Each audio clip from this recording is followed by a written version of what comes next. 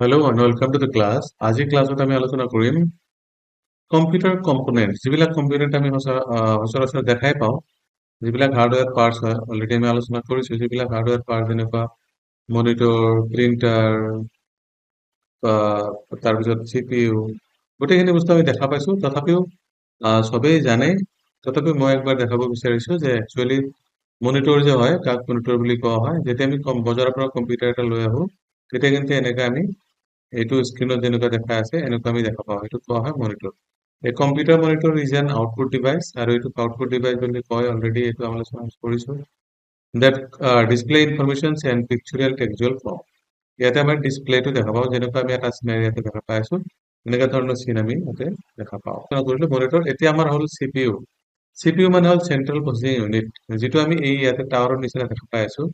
এইটো কোৱা হয় CPU আৰু এইটোক একচুৱেলি CPU মানে কি এইটো কোৱা হয় কেচিং ইয়াৰ ভিতৰত থাকে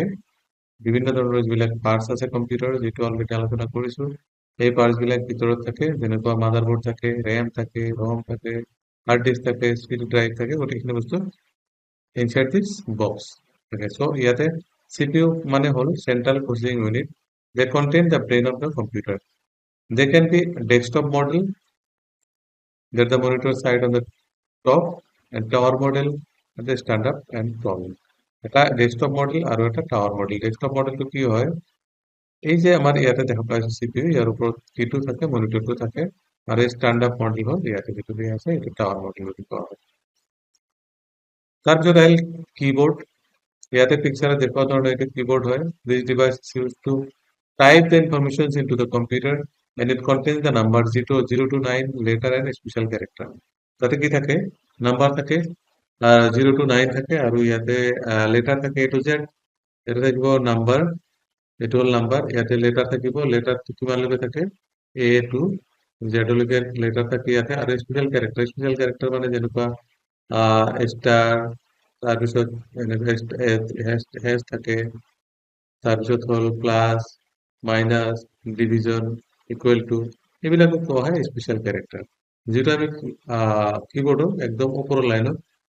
লাইনৰ তলৰ যিটো লাইন আছে এই লাইনখিনি দেখা পাম ইয়াৰ ভিতৰত দেখা পাম এইটো কোৱা হ'ব স্পেশাল ক্যাৰেক্টাৰ তো ইয়াতে স্পেশাল ক্যাৰেক্টাৰ থাকে letter number and special character থাকে এনে কিবোৰ্ড তাৰপিছত আহিল আমাৰ মাউস সকলোৱে দেখা পাইছে মাউসটো কি a small device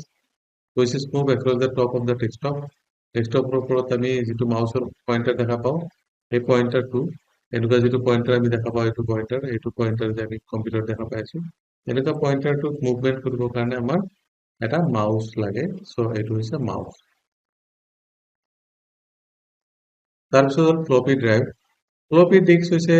একদম স্মল সাইজৰ এটা মেমৰি থাকা স্টোৰেজ ডিভাইস য'ত মাত্ৰ 1.44 MB মানে মেগাবাইট 1.44 MB ডাটা ইয়াতে ভৰাব পাৰি ইয়াৰ ভিতৰত এইটো কোৱা হয় ফ্লপি